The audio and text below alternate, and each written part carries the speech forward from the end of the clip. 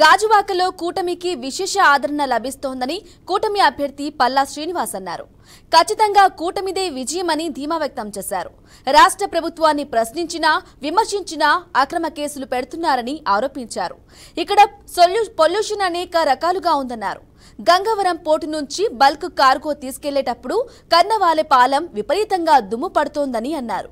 తాము అధికారంలోకి వచ్చాక ప్రజల కష్టాలు తీరుస్తానని హామీ ఇస్తున్న కూటమి అభ్యర్థి పల్లా శ్రీనివాస్ తో మా ప్రతినిధి మాధవి ఫేస్ టు ఫేస్. ఎన్నికల ప్రచారంలో బిజీగా తిరుగుతున్నారు. షెడ్యూల్ చూస్తే అర్థమవుతుంది, చేరికలు కూడా అయినట్టున్నాయి కదా. సో ఎలా ఉంది ప్రచారం, ప్రజల నుంచి స్పందన ఎలా వస్తుంది? చాలా బాగా ఉందండి. ఎక్కడికి వెళ్ళినా సరే మహిళా సోదరులు భారీ సంఖ్యలో వచ్చి వాళ్ళందరూ కూడా హారతలు ఇస్తూ స్వాగతం పలుకుతూ రేపు ఖచ్చితంగా సైకిల్ ఉమ్మడి కూటమి అధికారం రాబోతుందని చెప్పేసి జన నీరాజనం పడుతున్నారమ్మా. ఎక్కడికి వెళ్ళినా సరే మాకు ప్రచారం లేదు, విజయోత్సవంలాగా ఉంది. అన్ని సెక్షన్స్ ఆఫ్ ది సొసైటీ అంటే అన్ని తరగతుల వరకు కూడా జగన్మోహన్ రెడ్డి గారి పరిపాలనలో ఏదో విధంగా ఇబ్బందులు గురైనట్టుగా.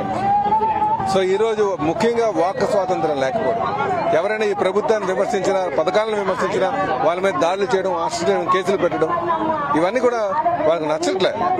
అలాగే విపరీతంగా నిత్యావసర వస్తువులు పెరిగిపోయినటువంటి, అలాగే స్టీల్ ప్లాంట్ ని అమ్మేస్తారని బాగుంది.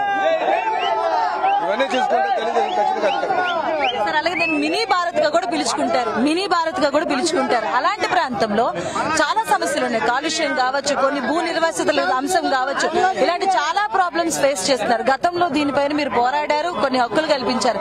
దాని తర్వాత వచ్చిన దీనిపైన చర్చకు కూడా సిద్ధమని మీకు సవాల్ కూడా విడిచిన పరిస్థితులు కూడా చూశారు. సో ఇప్పుడు ఇంకా ఏ సమస్యలు ఉన్నాయి, మీరు దానిపైన ఎటువంటి ఇస్తున్నారు? అమ్మా, ఇక్కడ పొల్యూషన్ అన్నది రెండు రకాలుగా ఉంది. ఒకటి ఏంటంటే ఏదైతే బల్క్ కార్గో తీసుకెళ్తున్నారో గంగవరం పోర్ట్ నుంచి దానిపైన సరిగా కప్పకపోవడం వల్ల అది వెహికులర్ బాగా డస్ట్ అంతా కూడా ఆ కర్నవాల్ ప్రాంతంలో అట్లు కర్నవానిపాలెం ఈ ప్రాంతంలో పడుతున్నాం. సో దాని మీద ఆ నియంత్రించేటువంటి చర్య తీసుకోవాలి. రెండోది బల్క్ కార్గో పోర్టు ప్రెమిసెస్ వేసిన వల్ల ఈ గంగవరం, వెంకన్నపాలెం, సూర్యనారాయణపురం వీటిలో ఎక్కువ వస్తుంది.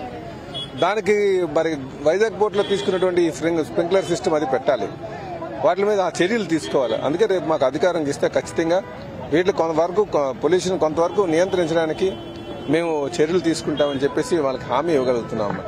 మరి మీకు ప్రత్యర్థిగా ఐటీ మినిస్టర్ దిగుతున్నారు ఇక్కడ. సో ఎలా ఉండబోతుంది అనుకుంటున్నారు? అంటే గత 15 సంవత్సరాలుగా నేను నియోజకవర్గంలో ఇక్కడ ప్రజలు ఇక్కడ సమస్యలతో నేను మమేకమై ఉన్నానండి. నాకు ఈ ప్రాంతం మీద పూర్తి పట్టు ఉంది.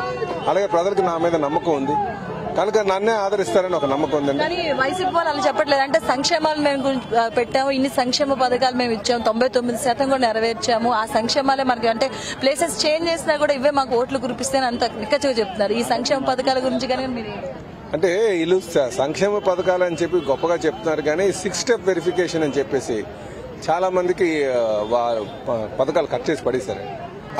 ఆవిడకి పెన్షన్ తీసేశారు. ఎందుకు 2 మీటర్లు ఉన్నాయన్నట్టు. ఆవిడకి అసలు నడిచే ఓపిక కూడా లేదు. సో అలాగా వికలాంగులు ఉన్నారు, ఆయన కూడా తీసేశారు. అంటే ఏదో ఒక కారణం, బహుశా వాళ్ళకి ఆ ఫైనాన్స్ కాక బడ్జెట్ మొత్తానికి ఏదో విధంగా ఏదో కారణంతో తీసి పడేశారు. సో ఎక్కువ మంది వాళ్ళే ఉన్నారు. సో వీళ్ళు పథకాలు ఇచ్చేసామని వాళ్ళు అనుకుంటున్నారు, కానీ కింద స్థాయిలో మాత్రం చాలా మందికి పథకాలు కట్ చేసి పడేశారని ఒక ఆలోచనలో ఉన్నారండి. అది బాగా వ్యతిరేకంగా ఉంది. గతంలో చూసుకుంటే ఇక్కడ పవన్ కళ్యాణ్ కూడా నిల్చున్నారు, ఓడిపోయారు. అండ్ మీరు 2009 లో మీరు కూడా ఓడిపోయారు. బట్ ఇప్పుడు కూటమిగా వస్తున్నారు ఈ 2 పార్టీలు 3 పార్టీలు కలిసి. సో వాళ్ళ దగ్గర నుంచి సపోర్ట్ ఎలా ఉంది? మాకు చాలా బాగుందన్నమ్మా. అధినాయకులు ఇద్దరు కలిసిన తర్వాత కింద లెవెల్ వరకు కూడా కలవాల్సిన అవసరం ఉంది. ఈ 2 పార్టీలు కూడా కొంచెం భారీ స్థాయిలో ఉన్న లీడర్షిప్ ఉంది ఇక్కడ కింద స్థాయి వరకు కూడా. కనుక అందుకనే మేము ఆ మొదట 10 రోజులు కూడా అందరినీ సమన్వయం చేయడానికి మేము కేటాయించి ఆ తర్వాత ప్రచారం మొదలుపెట్టాం. సో ఇది ఇప్పుడు కరెక్ట్ గా సెట్ అయ్యి అందరూ కూడా ఒక సైనికుల్లా పనిచేస్తాను కలిసిమెలిసి.